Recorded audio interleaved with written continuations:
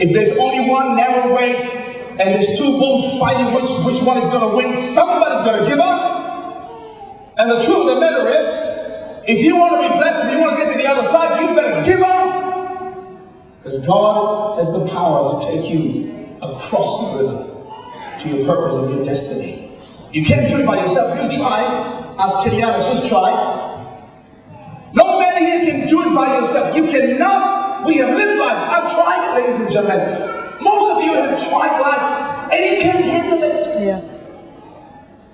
Life itself almost drowning you. Almost, crazy things that comes to your mind about ending your life or killing soul, angry with soul. Yeah. You try, it doesn't work. Your power is not going to get you anywhere. Somebody's going to give up tonight. And I pray it's you, because God is just waiting for you to give up so He can scoop you up and take you where you're supposed to go. I pray tonight that you drop whatever it may be. The woman lost control of this man issue and the job issue in the presence of Jesus. Yeah. One encounter overwhelms him, and it was over for him.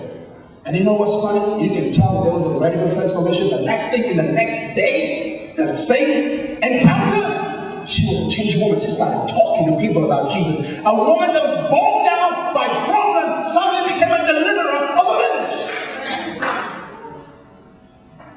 And here we are. Yeah, I've been with God for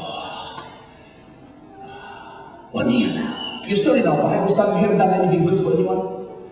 We're still trying to teach you to stop this and stop that. We gotta come to that place of radical encounter. Might, please. We're running out of strength to try and tell you to change. We're running out of scriptures. We don't know what to do anymore with you. You're becoming a headache. You're becoming a luggage that's just heavy to carry. This woman, one encounter, became a savior of a village. Suddenly, radical encounter. It was only radical because in her heart, this is the life. And she dropped it. And she experienced what Jesus said, woman, if you drink this water, you never thirst again. And she knew he was right. Because unless you really surrender all to Christ, you'll still be seeking and looking for something. But the moment you say, God, I surrender all, you're searching for life outside of God will cease. You begin to find the fountain of life flowing out of Him, Himself, God Himself, through Jesus Christ. And then there'll be another searching, but it's a searching of divine stuff. Why did you come here tonight, all of you here? Because I bet you, most of you here sitting there like, I'm sick and tired of the life that I've been living. I'm looking for life. Well, I'm here to tell you, you can start searching tonight if you just make up your mind. Some things must be dropped at the well. Your searching will come to an end because there is a flow of divine life that could cause your heart to stop seeking the world and things that harm us and begin to seek the life of God that oozes out of Jesus. And He's here in this very room. He's here to give you life. We need to have a radical encounter. And a radical encounter means one touch and you are gone forever. One touch and that's it. But why is it? And we have so many prayed for, slain. Every altar call we see coming up, we go back. We make another altar call, we walk up, we go back. You know why you keep coming back and forth? Because you're not willing to drop things at the well.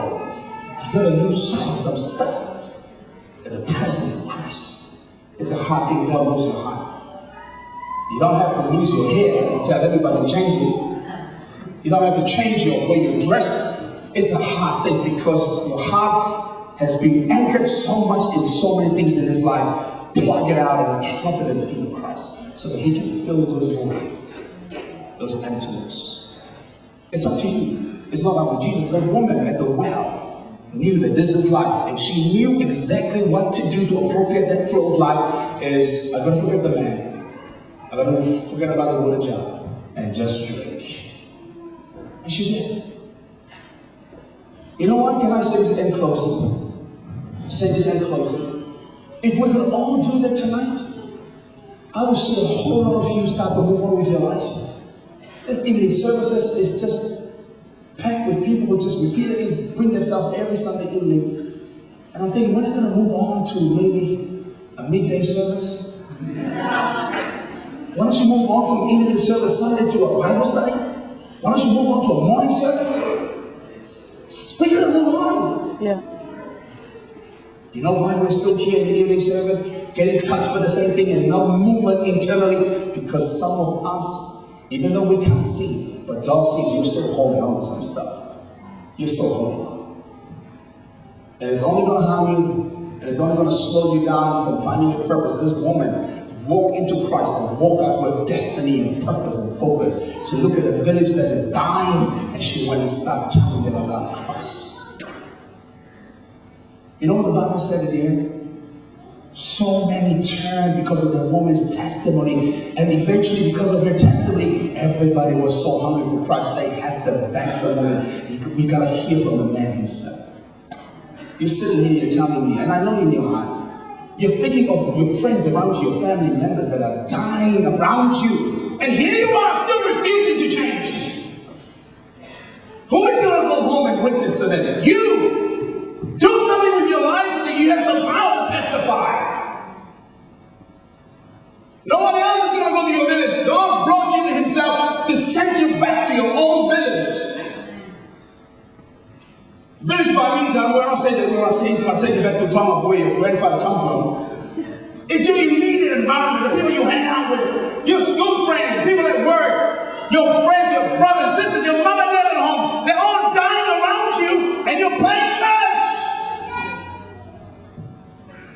I don't get that. That's the mentality I don't understand with the church today, with the Christians today. People are dying around you, and we're just playing safe with God. But just a little bit today, a little bit tomorrow. I just want to make sure that if he doesn't come through, I've got something to hold on to. Mike, could you hear that? How stupid that is? I got to hold on to something in case God might not come through. You're still breathing today because he gave you the breath of life. He has come through for you before you were born.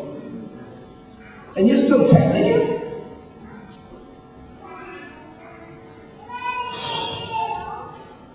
We've got to drop everything at the feet of Christ so that you can see what life really is and the power to change your world. It's just a moment away.